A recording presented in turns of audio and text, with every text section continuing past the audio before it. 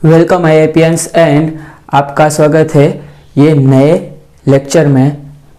जो अब हम शुरू करने वाले हैं वो है क्वांटम मैकेनिक्स। देखो, हम सब सब्जेक्ट से वो पैरेलली शुरू करने वाले हैं और अभी आपका मैथमेटिक्स फिजिक्स चल रहा है, मैथमेटिकल फिजिक्स चल रहा है, उसमें आप कॉम्प्लेक्स एनालिसिस पढ़ रहे हैं और अभी हम यहाँ पे पैरेलली क्वांटम मैकेनिक्स शुरू कर रहे हैं, क्योंकि क्वांटम मैकेनिक्स और classical mechanics, mathematical physics, electromagnetism, ये सब है वो लेंथी सब्जेक्ट्स है जिसका सिलेबस है बहुत बड़ा है। अगर हम 4 मंथ में हमें ये कवर अप करना है तो हमें बहुत स्पीड से आगे बढ़ना पड़ेगा, अदरवाइज हम ये कंप्लीट नहीं कर सकते।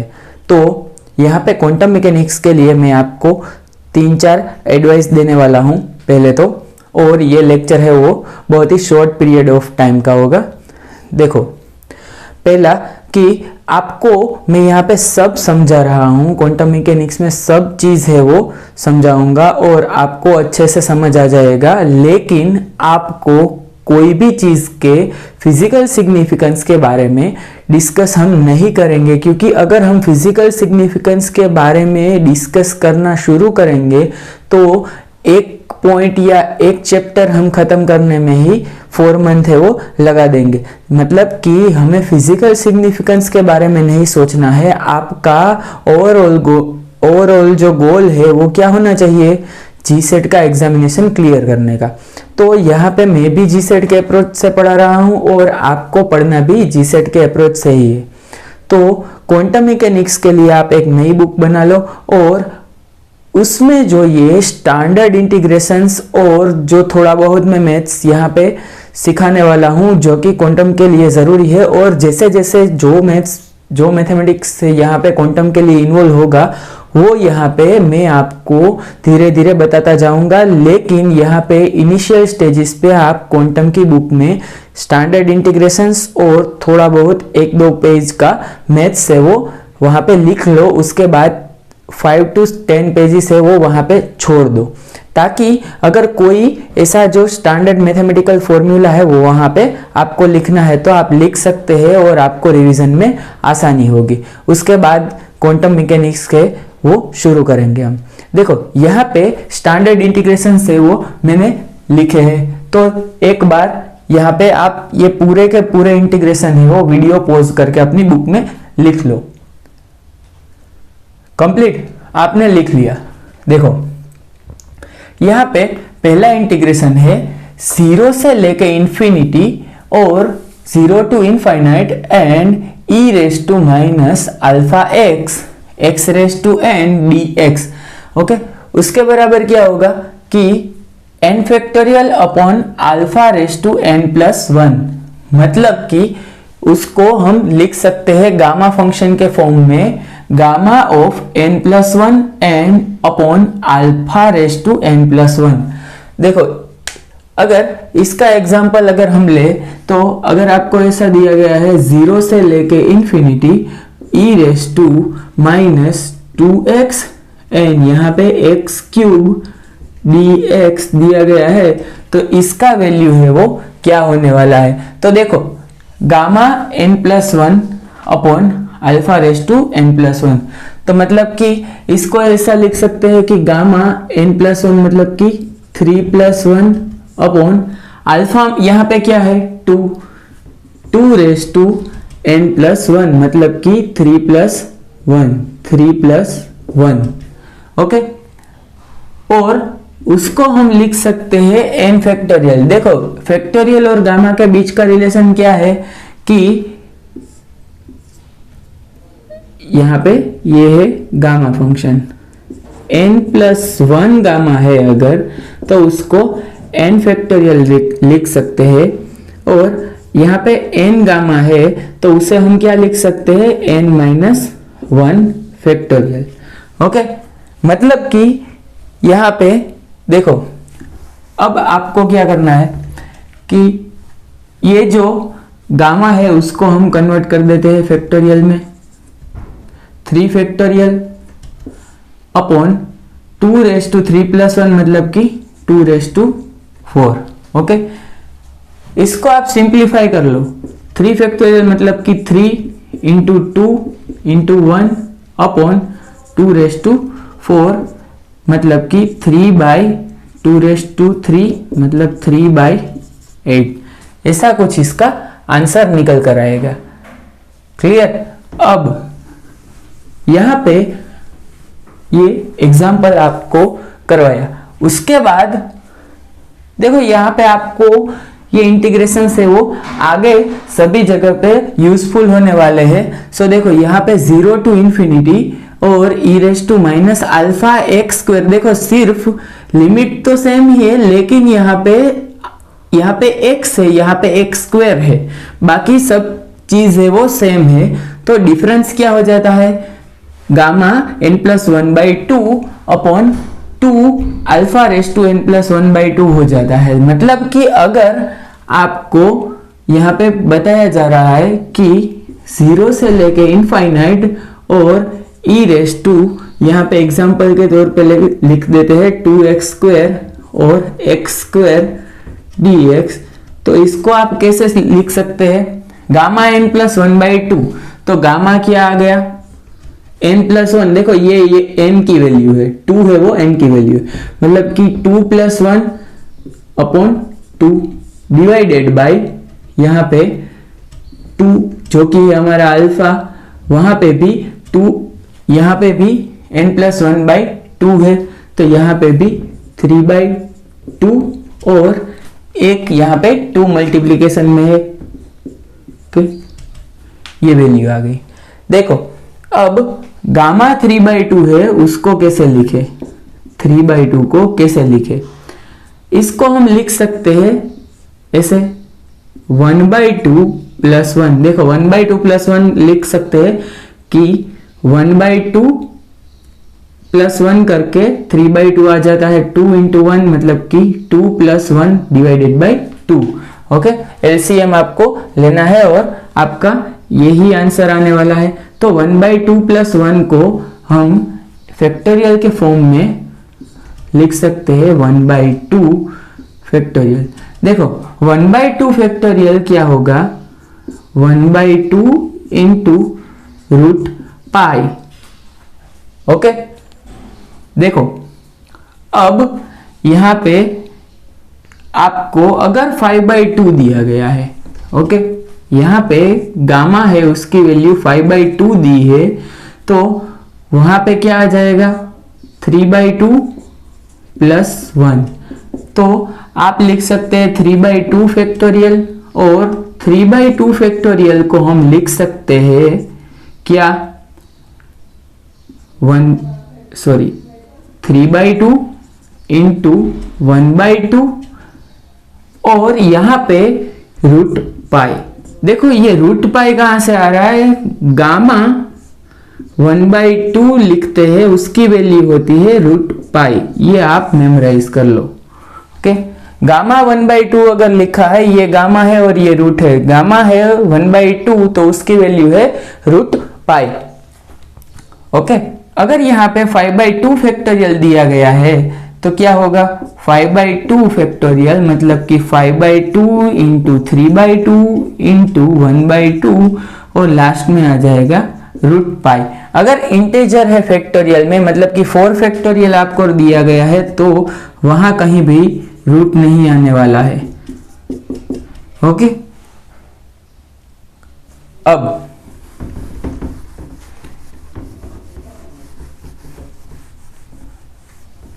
इसको अगर आप सिंप्लीफाई कर लो तो आपका आंसर क्या आ जाएगा, देखो यहाँ पे 1/2 और √π आ जाता है 1/2 गामा से, और यहाँ पे 2 × 2⁵3/2, इसको आप फर्दर सिंप्लीफाई कर सकते हैं। ओके, यहाँ पे ये सिंप्लीफाई नहीं करवा रहा हूं, इसको आप सिंप्लीफाई करके बुक में लिख लेना। ओके, ये सिर्फ एग्जांपल है। अगर आपको दिया गया है -∞ से इनफाइनाइट और e⁻⁴x², ओके, यहाँ पे वही है प्लस βx, मतलब कि और एक x का फंक्शन है वो ऐड हो रहा है e के फॉर्म में। ओके, प्लस βx, तो यहाँ पे क्या आंसर आएगा √π/α। ओके, √π/, यहाँ पे अल्फा है वो यहाँ पे लिखना है √π/α एंड एक्सपोनेंशियल ऑफ β² अपॉन 4α, मतलब कि बीटा जो कि x का कोएफिशिएंट है अपॉन 4α, 4 इंटू जो अल्फा मतलब कि x² का जो कोएफिशिएंट है। ओके, ये भी आपको याद रखना है। अगर यहाँ पे लिमिट देखो, यहाँ पे इन दोनों जो फर्स्ट 2 इंटीग्रेशन है उसमें लिमिट थी 0 से इनफाइनाइट और यहाँ पे लिमिट है -∞ टू इन्फिनिटी, तो यहाँ पे भी लिमिट है -∞ टू इन्फिनिटी और सिर्फ चेंज क्या है, यहाँ पे बीटा की जगह पे आयोटा बीटा है, मतलब कि ये कॉम्प्लेक्स फंक्शन आपको दिया गया है। ओके, तो अगर कॉम्प्लेक्स फंक्शन दिया गया है तो देखो यहाँ पे आयोटा बीटा का होल स्क्वायर करेंगे तो आयोटा स्क्वायर मतलब कि -1 आ जाएगा, लेकिन यहाँ पे आप याद रख सकते हैं कि अगर आयोटा है तो यहाँ पे माइनस आने वाला है, -β² अपॉन 4α, दूसरा कुछ सच चेंज नहीं है यहाँ पे। ओके, देखो आपको मैंने बोला था कि अगर हम e⁻θ है उसको हम क्या लिख सकते हैं, cos theta plus iota sine theta. Okay, ये मैंने मैथमेटिकल फिजिक्स में बता दिया है।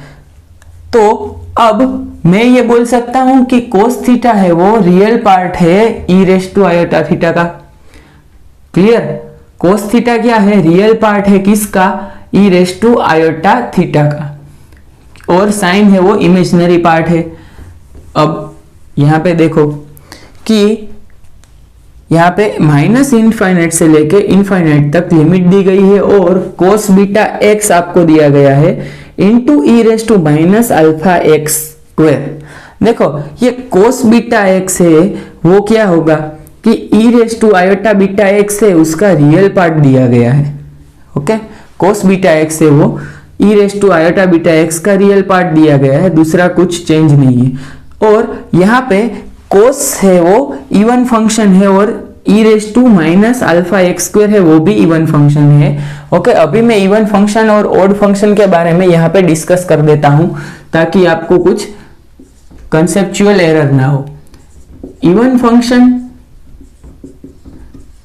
किसे कहते हैं, देखो f ऑफ -x है उसे आप f ऑफ x लिख सकते हैं, तो ये फंक्शन हो गया इवन। ओके, मतलब कि अगर cos -x है तो उसे हम cos x लिखेंगे। ओके, और अगर ऑड फंक्शन है वो किसे कहते हैं कि अगर ये f ऑफ -x x की जगह पे -x लिखेंगे तो फंक्शन है वो पूरा नेगेटिव हो जाएगा, मतलब कि -f ऑफ x आपको मिलेगा। देखो, और ऑड फंक्शन देखो इवन फंक्शन है वो सिमेट्रिक होते हैं।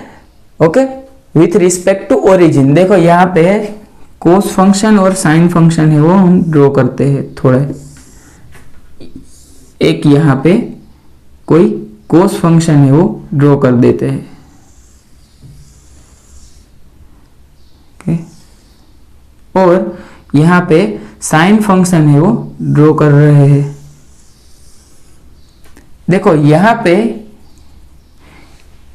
पे ओरिजिन से जो राइट साइड वाला पोर्शन है वो साइन, ये यहाँ पे ये साइन है। ओके, साइन वेव ऐसे ड्रॉ करते हैं, तो यहाँ पे ये साइन x है, यहाँ पे है कोस x।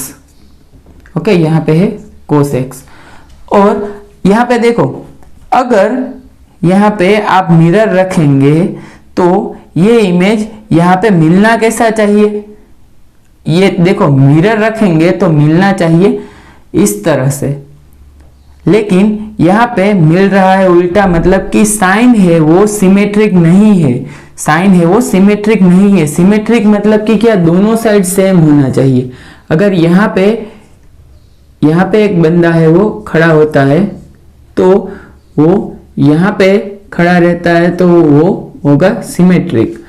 अगर अदरवाइज उल्टा खड़ा रह रहा है तो वो एंटी सिमेट्रिक हो जाता है, मतलब कि ऑड फंक्शन हो जाता है। देखो ये हो गया साइन x है वो यहाँ पे ऑड फंक्शन है, और कोस है वो, देखो कोस में यहाँ पे मिरर रखेंगे तो वो मिरर इमेज ही प्रोड्यूस कर रहा है। देखो यहाँ पे मिरर रख दो आप तो वो मिरर इमेज ही प्रोड्यूस कर रहा है। ओके, वाई एक्सिस की रिस्पेक्ट में। क्लियर? तो इतना ही था ये ओड और इवन फंक्शन का। और यहाँ पे integration minus infinite to infinite sine B X E raise to minus alpha X square D X is equal to 0 है। ओके, ये इंटीग्रेशन सब आपको याद रखने हैं। और अभी यहाँ पे लिखो कि इफ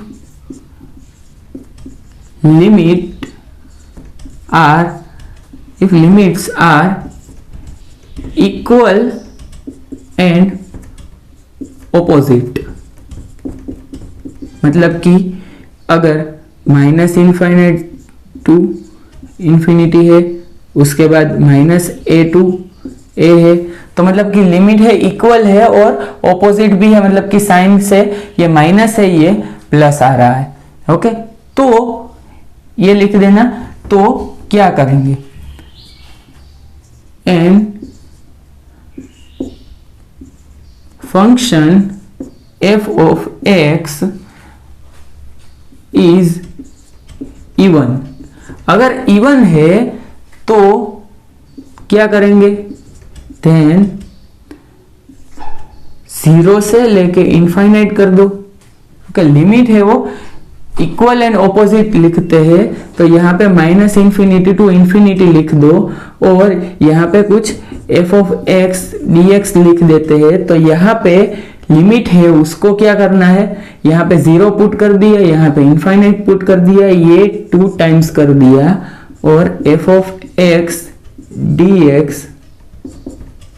ओके, इसको ऐसे हम लिख सकते हैं। ओके, इवन फंक्शन है तो माइनस इनफाइनाइट टू इनफाइनाइट है वो रिड्यूस हो गया 0 टू इनफाइनाइट से और आगे आ गया मल्टीप्लिकेशन में 2। लेकिन इफ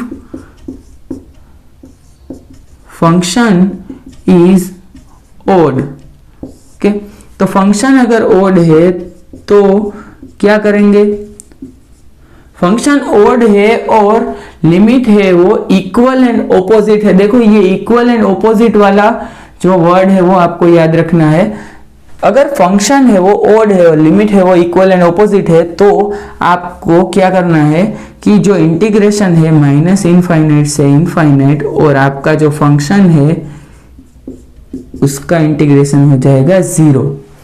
अगर यहाँ पे फंक्शन है, यहाँ पे लिमिट ऐसे दी गई है 0 से infinite, then it is not equal to 0। Function चाहे इवन हो रहा है या तो ओड हो रहा है। फंक्शन इवन है और ओड है वो कब चेक करना है आपको, जबकि लिमिट है वो इक्वल एंड ऑपोजिट दी गई है। अगर लिमिट है वो इक्वल एंड ऑपोजिट नहीं है तो फंक्शन है वो आप जो ये इंटीग्रेशन है वो 0 नहीं बता सकते। क्लियर? ये इंटीग्रेशन से वो पूरे लिख लेना है आपको। देखो अब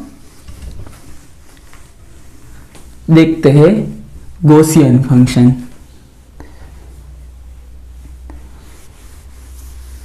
कि गॉसियन फंक्शन किसे कहते हैं और उससे आप क्या क्या चीजें हैं वो निकाल सकते हैं।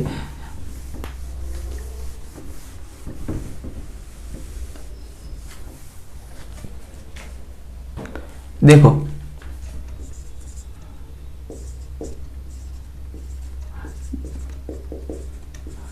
गॉसियन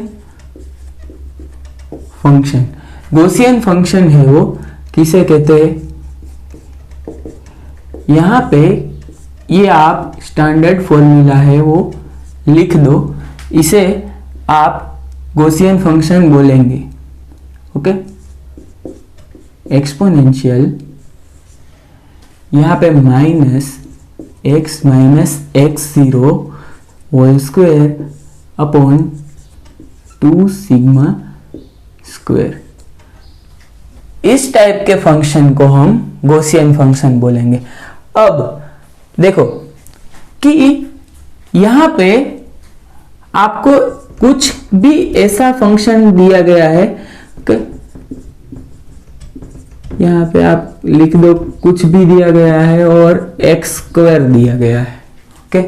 अल्फा हो, बीटा हो, कोई भी कांस्टेंट हो, कुछ भी दिया गया है और एक्स स्क्वायर दिया गया है, आगे माइनस है, तो इसे आप गॉसियन फंक्शन बोलेंगे। ये फंक्शन क्या हो गया? गॉसियन, कि इसे हम गॉसियन फंक्शन है वो बोलेंगे। और यहां पे ये x0 है वो क्या है, सिग्मा है वो क्या है, सिग्मा स्क्वायर है वो क्या है, ये सब आपको लिखना है और ये सब आगे काम आने वाला है। अगर यहाँ पे जो भी मैं करवा रहा हूं वो आगे आपको यूज होगा ही, ऐसा कुछ भी नहीं है जो आपको आगे यूज नहीं होगा। x0 है वो, उसको कहते हैं एवरेज और मीन और एक्सपेक्टेशन वैल्यू।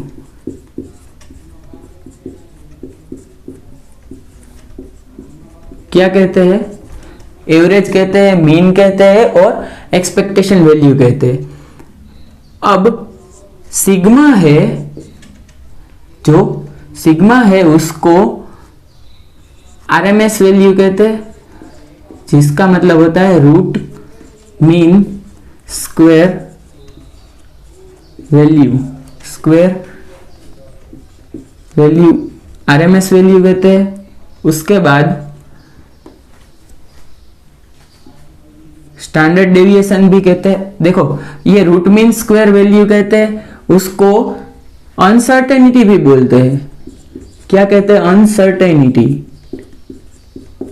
जो हाइजेनबर्ग प्रिंसिपल है वो भी यहां से आप वहां पे, जब मैं बताऊंगा कि आपको गॉसियन फंक्शन दिया गया है तो अनसर्टेनिटी कैसे फाइंड करनी है, ओके। ये शॉर्ट ट्रिक्स के लिए सभी चीजें है वो जरूरी है। और यहाँ पे सिग्मा स्क्वायर है वो सिर्फ है स्टैंडर्ड डेविएशन। क्या है? Standard deviation, okay, standard deviation है। समझ गए कि यहाँ पे जो x0 है वो एवरेज मीन एक्सपेक्टेशन वैल्यू है। एवरेज कह सकते हैं, मीन भी कह सकते हैं, एक्सपेक्टेशन वैल्यू भी उसको बोला जाता है। और यहाँ पे सिग्मा है उसको रूट मीन स्क्वायर वैल्यू और आरएमएस वैल्यू या अनसर्टेनिटी भी बोला जाता है, और सिग्मा स्क्वायर है उसको स्टैंडर्ड डेविएशन कहते हैं, ओके। अब इसका देखो, ये एक्सपेक्टेशन वैल्यू है, उसका रिप्रेजेंटेशन कैसे होगा? ओके, इसका एक्स, देखो एक्सपेक्टेशन वैल्यू ऑफ एक्स बोलेंगे इसको। क्या बोलेंगे? एक्सपेक्टेशन वैल्यू ऑफ एक्स, वो क्या मिलेगा? x0। अगर यहाँ पे x0 प्रेजेंट है तो, अगर यहाँ पे x0 है वो प्रेजेंट नहीं होगा तो एक्सपेक्टेशन वैल्यू ऑफ x है वो 0 हो जाएगा। और आप इतना सोचो मत, एक्सपेक्टेशन वैल्यू क्या है वो भी मैं आपको आगे के सिलेबस में बताने वाला हूं। मतलब कि आपको अभी सिर्फ ये चीजें है वो याद रखनी है, ओके। और गॉसियन फंक्शन है उसका डिस्ट्रीब्यूशन है वो कैसे हो रहा है। देखो यहां पे ये गॉसियन फंक्शन का डिस्ट्रीब्यूशन है वो बताया जा रहा है। आपको ये कहीं पे भी पूछा नहीं जाने वाला है, लेकिन सिर्फ आपको ये याद रखना है, okay. e to minus X square के वेरिएबल में ये फॉलो कर रहा है, ओके। और अभी इसके बाद का नेक्स्ट जो पॉइंट है वो डिराक डेल्टा है। तो डिराक डेल्टा है वो क्या रिप्रेजेंट करता है? वो डिराक डेल्टा फंक्शन है वो आपने कई बार सुना होगा क्योंकि आप फिजिक्स पढ़ रहे हैं। तो अभी यहां पे देखो,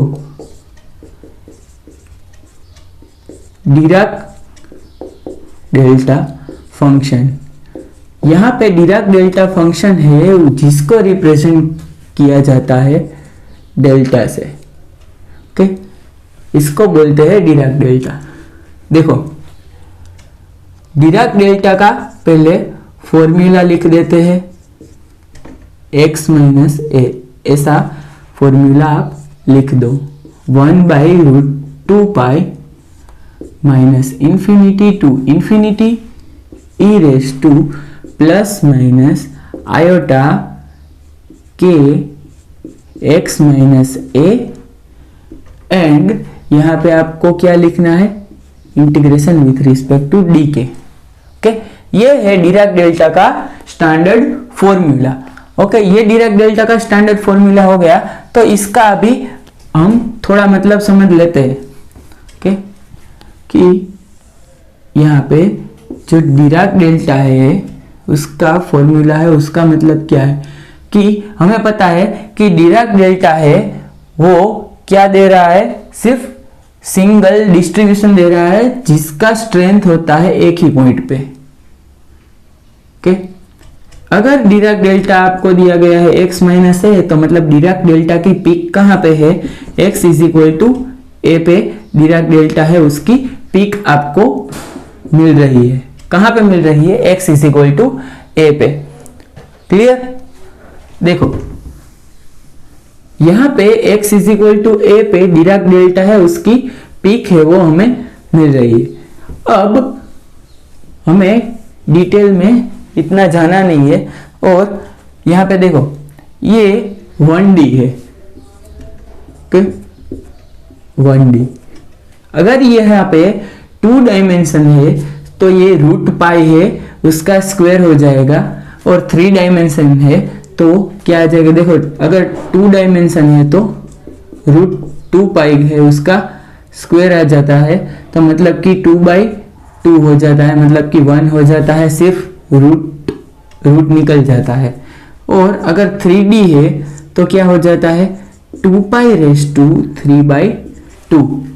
ओके, यहाँ पे ये 2 डायमेंशन हो गया, ये 3 डायमेंशन हो गया। 2 डायमेंशन में x की जगह पे क्या लिखेंगे, x एंड y दोनों आ जाते हैं।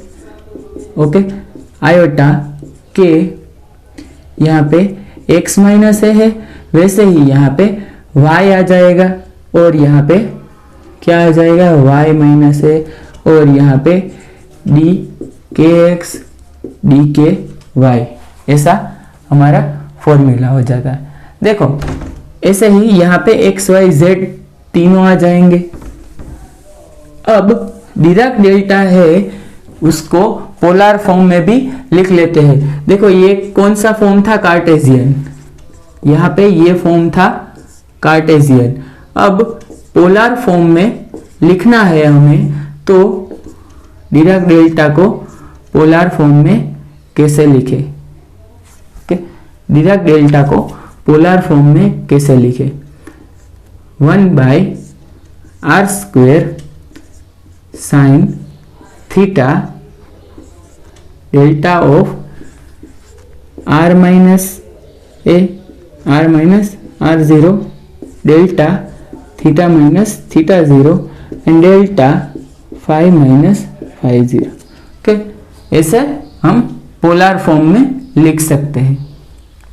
अब डिराक डेल्टा है उसकी प्रॉपर्टीज है वो देख लेते हैं थोड़ी, कि अगर डिराक डेल्टा है उसको यहाँ पे डेल्टा x आपको दिया गया है, मतलब कि यहाँ पे a नहीं दिया गया है, मतलब कि डिराक डेल्टा की पीक कहाँ पे मिलेगी, आपको कहाँ पे मिलेगी, x इज इक्वल टू 0 पे, x इज इक्वल टू 0 पे यहाँ पे डिराक डेल्टा है वो मिलने वाला है।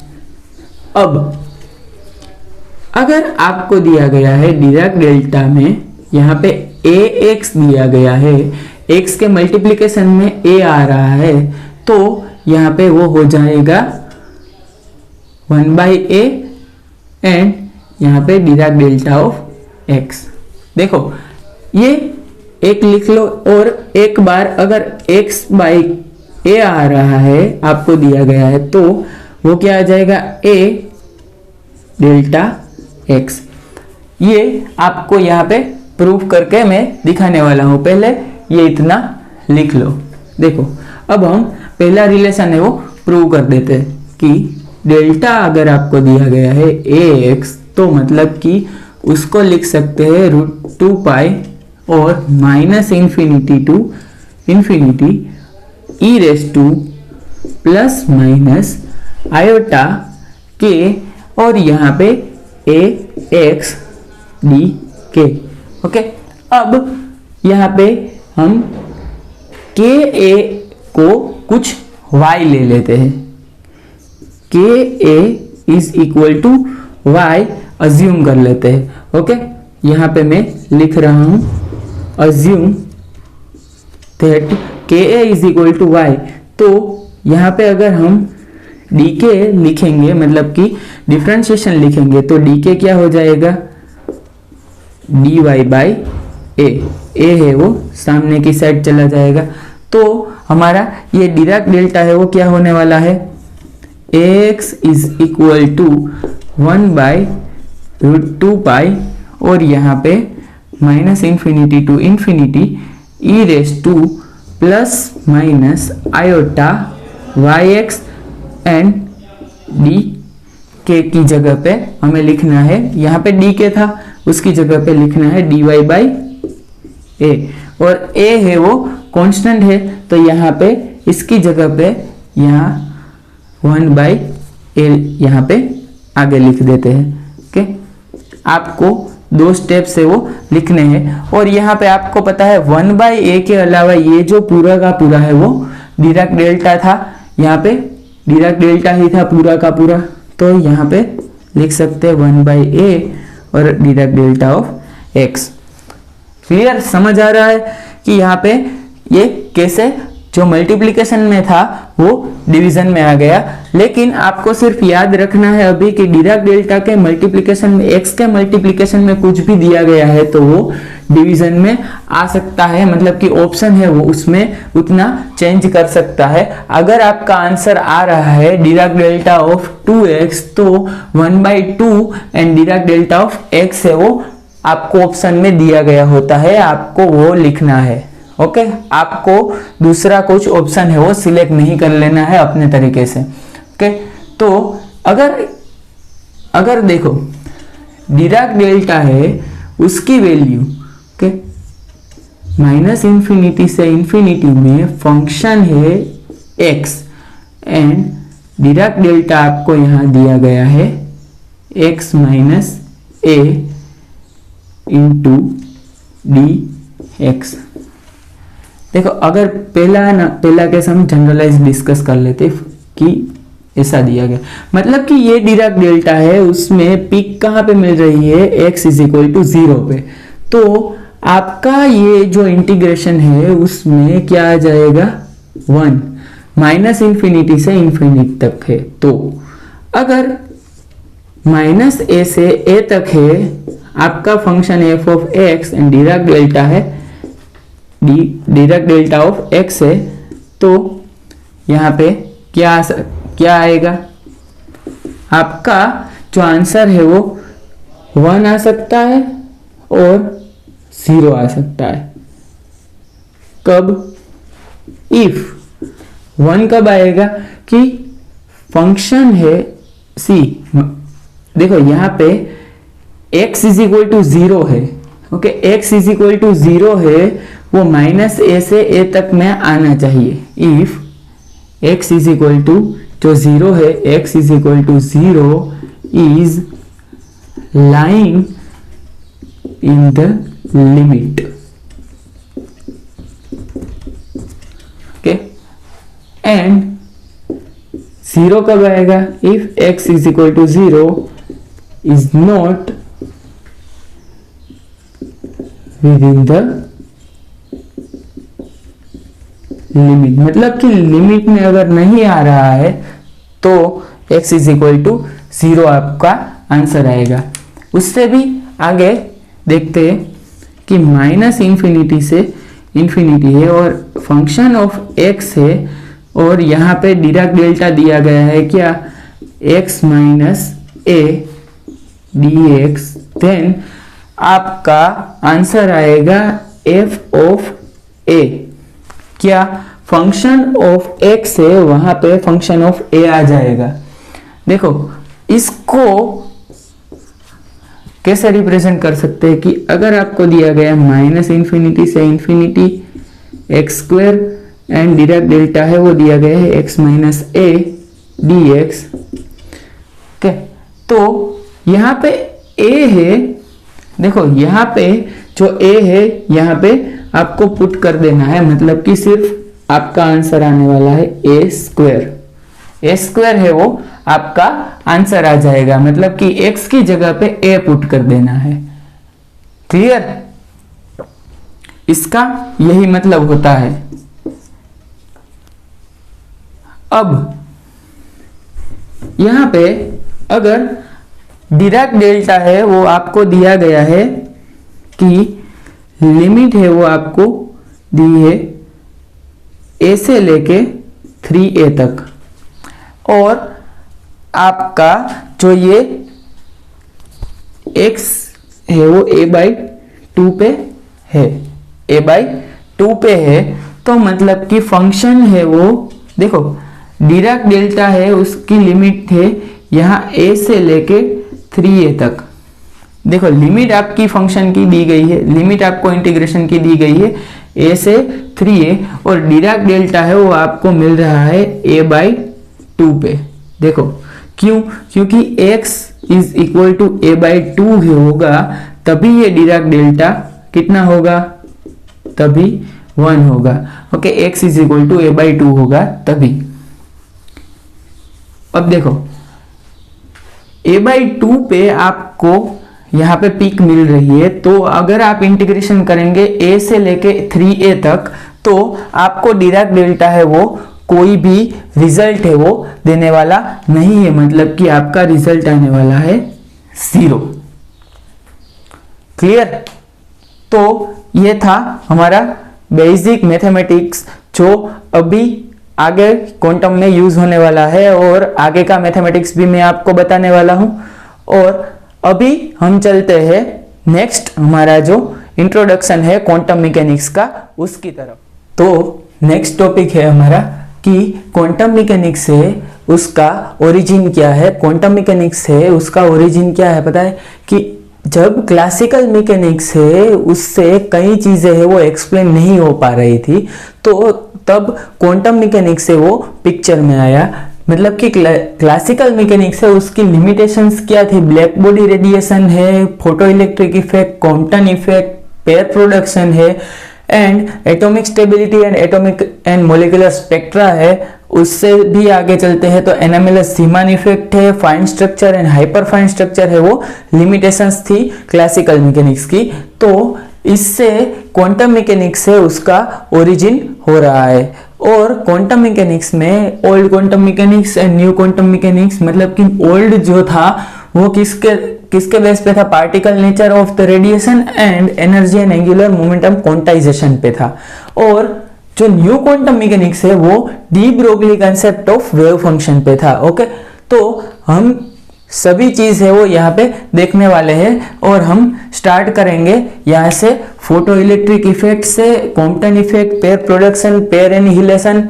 उसके बाद आगे चलेंगे डी ब्रोगली इफेक्ट पे, de Broglie concept of wave function पे, and relation between the wave function and relation between the wave and momentum. Okay, उससे भी आगे चलते हैं डी ब्रोगली वेवलेंथ के जो आगे मिलेंगे वो क्या होगा हमारा कंसेप्ट, जो फेज वेलोसिटी है, वेव वेलोसिटी है, और उससे आगे चलेंगे तो ग्रुप वेलोसिटी और वेव फंक्शन, हिल्बर्ट स्पेस और श्रोडिंजर इक्वेशन का सॉल्यूशन हमें कैसे करना है, उससे आगे चलना है। तो हिल्बर्ट स्पेस के बाद हम ऑपरेटर है, क्वांटम मैकेनिक्स का जो पोस्टुलेट्स है, जो कि 3-4 पोस्टुलेट्स है, वो हम देखेंगे कि वो क्या कहने वाले हैं। उससे आगे चलेंगे तो फाइनाइट इनफाइनाइट पोटेंशियल वेल है वो हम पढ़ेंगे, और जो हार्मोनिक ऑसिलेटर का पोटेंशियल है वो पढ़ेंगे, और ये सभी तरह से हम पर्टर्बेशन और उसके बाद time independent, time dependent perturbation, Schrödinger picture, Heisenberg picture, और लास्ट में हम जो डिफरेंट टाइप से पर्टर्बेशन के जो टाइम डिपेंडेंट और इंडिपेंडेंट से आते हैं, WKB अप्रोक्सीमेशन है, जो स्कैटरिंग थियरी है, पार्शियल वेव एनालिसिस है, ऐसे हम क्वांटम मैकेनिक्स में आगे बढ़ते चले जाएंगे। ओके, सो इसमें यहाँ पे जो मैं क्वेश्चंस बताऊंगा वो क्वेश्चंस आपको अटेम्प्ट करने ही करने हैं, उसको क्वेश्चन को निग्लेक्ट नहीं करना है। और यहाँ पे जो क्वेश्चन बताया जा रहा है वो सभी क्वेश्चन है वो आपको मेमोराइज करने ही है, उसका जो आंसर है वो भी मेमोराइज करना है, क्वेश्चन है वो किस तरह से होता है वो भी आपको मेमोराइज करना है। आप बार बार जो क्वेश्चन है उसको रिपीट करेंगे तो आप इजीली जो एग्जामिनेशन है वहां पे आप परफॉर्म कर सकते हैं अपना बेस्ट। अगर आपने क्वेश्चन नहीं सोल्व किए हैं, जो क्वेश्चन दिए जा रहे हैं, तो आपका परफॉर्मेंस है वो 5 to 10 मार्क्स तक डाउन भी हो सकता है, लेकिन हमें परफॉर्मेंस एनहांस करना है, डाउन नहीं करना है। तो मुझे पता है कि आप लोग है वो इजीली सब चीज है वो अटेम्प्ट करोगे और एग्जाम है उसमें अपना बेस्ट परफॉर्मेंस दोगे। थैंक यू, मिलते हैं हमारे नेक्स्ट लेक्चर में जो कि स्टार्ट होगा हमारा फोटो इलेक्ट्रिक इफेक्ट से।